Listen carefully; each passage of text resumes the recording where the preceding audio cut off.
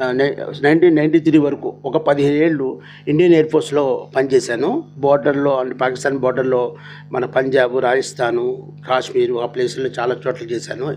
ఓ 15 ఏళ్ళ తర్వాత నేనేం చేశానంటే బయటకు వచ్చేసిన తర్వాత మాకు చాలా మాకు ఈ చిన్నప్పుడు నేర్పిన దానికంటే ఎయిర్ ఫోర్స్లో నేను నేర్చుకుంది. తర్వాత ఏం చేశానంటే పిల్లలు సెటిల్ అవ్వాలని చెప్పి హైదరాబాద్లో సెటిల్ అయ్యాను. ఇక్కడ సెంట్రల్ గవర్నమెంట్ ఏజీఎస్ ఆఫీస్లో ఒక 26 ఇయర్స్ సర్వీస్ చేశాను.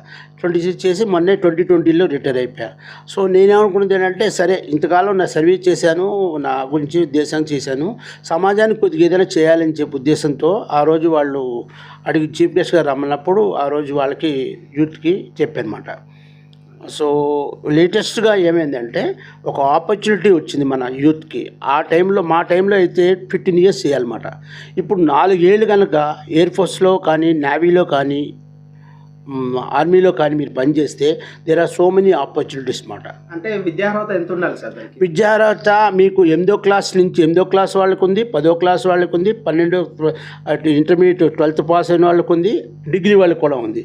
సో డిఫరెంట్ పీపుల్కి ఉందన్నమాట. అమౌంట్